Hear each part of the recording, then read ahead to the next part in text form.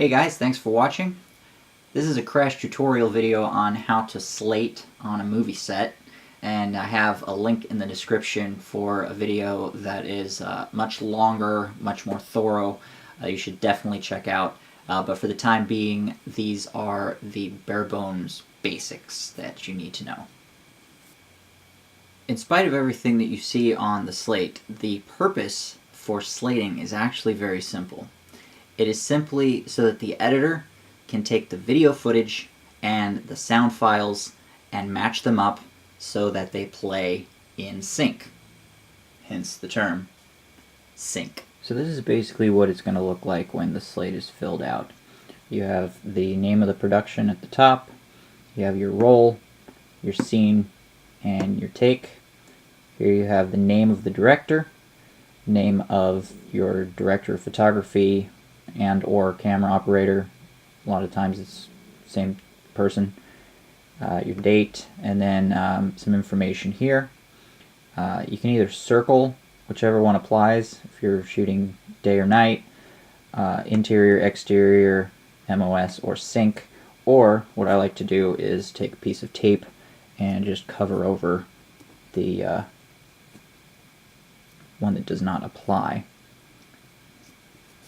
So your roll, even if you're shooting digital, DIT is still going to keep track of the roll number and usually file them separately. So at the beginning of the day, you start with roll 1. A refers to the camera. If you're shooting with multiple cameras, you'll put A, and then below that you'll put B, whichever roll number you're on, because sometimes one camera switches rolls faster than the other. The scene is the number of the scene that you're shooting. You should be able to find it in your sides, or just double check with the script supervisor, aka Scripty, and they'll be able to tell you exactly what scene you're working on. Also, some productions don't start with Apple, they just start with the number. I've seen it done both ways, so just ask them again if they want you to start with just the scene number, or go ahead and start with scene Apple for your very first shot. And then the take, of course, you're going to start with take 1 and go from there. When calling out the scene number, you want to use a phonetic alphabet, so instead of saying 5A, you would say 5 Apple or 5 alpha. The word doesn't really matter as long as it's very clear that the word starts with that correct letter. The script supervisor will let you know when to change the letter, but this generally happens anytime the camera changes position. So if you go from a wide shot to a tight shot, you're going to change the letter to the next one. Sometimes, even if you stay in a wide but you simply move the camera over, you'll still change to a different letter depending on what the script supervisor wants. It's important to remember that you will never use the letters I, O, S, or Z. They too closely resemble 1, 0, 5, and 2. So as you're lettering up, just keep that in mind. You will always skip these letters. Sometimes the director will want to shoot what's called an insert, which is simply a very close-up shot of something that happens within a scene. If this happens, you're going to change the letter or letter up and put INS, which simply means insert, and then do take 1, take 2, take 3, etc., etc. One thing that happens every now and then is you'll finish a take and they'll say that they want to just get a part of that take again, which is called a pickup. And sometimes they'll have you keep the same take number and just simply add a PU at the end of it. And then you would slate it as 5 Bravo take 3 pickup and then mark it. Other times, if you finish take 3 and they want to do a pickup, they'll have you go ahead and change it to the next take number. So it would be take 4 pickup. And that's just to let the editor know that they're only shooting a portion of that take instead of the whole scene. A trick I learned is right after I slate, I'll simply take my finger and swipe it through the number. That way I don't forget later if I've already slated with that take number or if I change the number for the following take. Then as soon as they yell cut, that's when I'll go ahead and change it to the next take. When you first bring the slate into frame, you want to make sure that it's already open so that the editor can tell right away that you have not slated yet. It's generally standard practice for the cameraman to wait until he's framed up on the slate before he starts recording. That way, when the editor is looking through his files and he plays a clip, the slate is the first thing that he sees. The assistant director, or AD, will tell sound and cameras to roll, and once they are both rolling, that's when you will slate.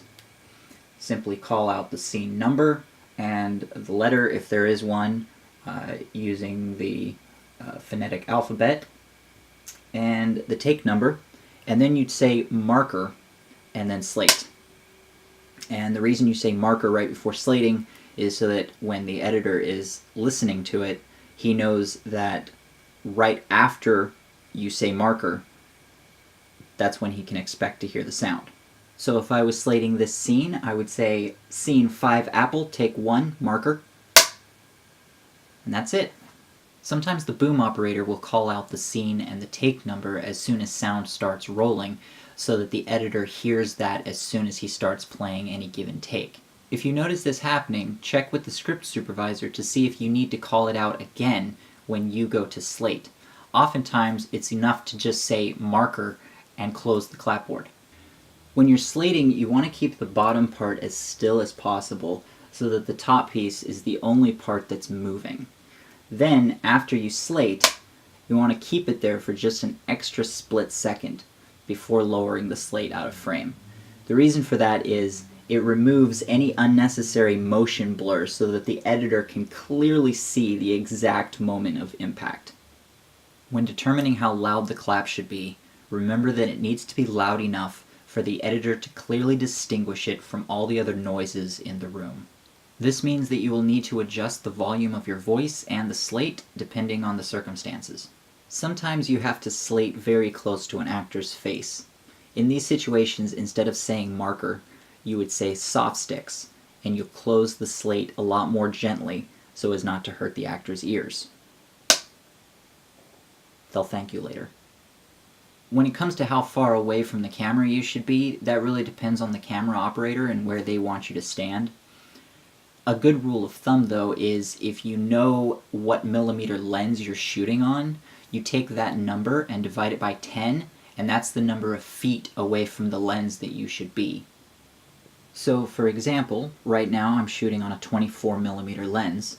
So if I divide 24 by 10, and I hold the slate approximately 2.4 feet away from the lens, you can read everything clearly. But again, it really depends on the camera operator to confirm where they want you to be. Sometimes you'll do a take without recording any sound, and they call that MOS. When shooting MOS, you'll still hold the slate in front of the camera so that the editor can see where that shot belongs.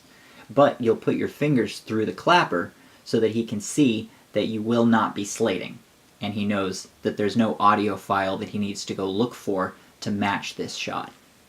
So, in summary, when they're ready for the slate, you bring it into frame already open, you wait until you hear that sound and camera are both rolling, and then you just read off the scene and the take numbers. Scene 5 Charlie, take 2, marker, and then you get out of the shot. And that's pretty much it for this crash course in slating. Again, I highly recommend watching the video that I have linked in the description, but I hope you learned enough from this one to get you through the day.